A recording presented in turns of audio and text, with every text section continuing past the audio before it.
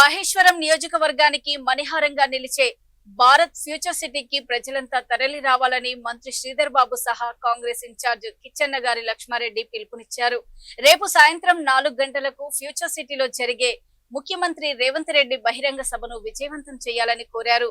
CM రాక సందర్భంగా శ్రీధర్ బాబు, లక్ష్మారెడ్డి సహా కాంగ్రెస్ నాయకులు మరోసారి ఏర్పాట్లను పరిశీలించారు. Future city development authority, skill యూనివర్సిటీల ప్రారంభోత్సవాలను కన్నుల పండుగగా జరుపుకునేందుకు జనం, కాంగ్రెస్ శ్రేణులు స్వచ్ఛందంగా తరలి రావాలని కిచ్చన్న కోరారు.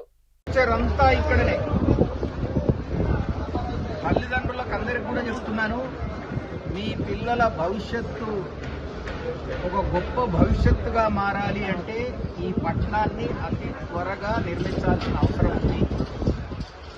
ముఖ్యమంత్రి గారు నడవటం కాదు, ఇంకా ఉరకండి, మేమందరం మీ ఎంబడే ఉన్నాము అని చెప్పటానికి ఎంటైర్ కాన్స్టిట్యున్సీలో ఉన్న ప్రతి ఇంటిలో ప్రభుత్వం తరఫున ఏమేమైతే పథకాలు మీ ఇంటికి చెందినయో 3,500 ఇండ్లు ఇచ్చాం.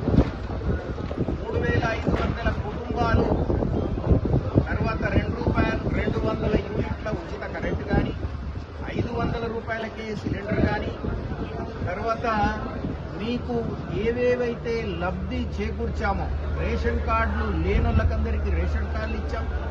పుట్టిన పిల్లలకు, పెళ్ళైన వచ్చిన కోడలమ్మలకు కూడా వాళ్ళను రేషన్ కార్డులలో ఇంక్లూడ్ చేయడం జరిగింది. తర్వాత అదేవిధంగా మీరు దొడ్డు బియ్యం తినకుండా బజార్లో అమ్మేసుకోకుండా సన్న బియ్యము ఇవ్వటానికి మీ దగ్గర మీకు పథకం ఇంప్లిమెంట్ చేశాము. అదేవిధంగా సన్న బియ్యమే, సన్న వడ్లే వండియటానికి వ్యవసాయదారులకు $500 ప్రతి క్వింటల్ కూడా మీ కొరకే వాళ్ళందరికీ ఖర్చు పెట్టి సన్న బియ్యం పండించేటట్టుగా చేశాము. ఆ విధంగా చేసిన ప్రతిదీ ఏమైనా మీ పిల్లలకు అస్సలు కావాల్సింది సన్న బియ్యం కంటే ముఖ్యం చక్కటి చదువు. తర్వాత చదువుకుంటున్నప్పుడే స్కిల్ నేర్పేయటం, తర్వాత చదువు అయిపోకముందే ఉద్యోగం కల్పించటం.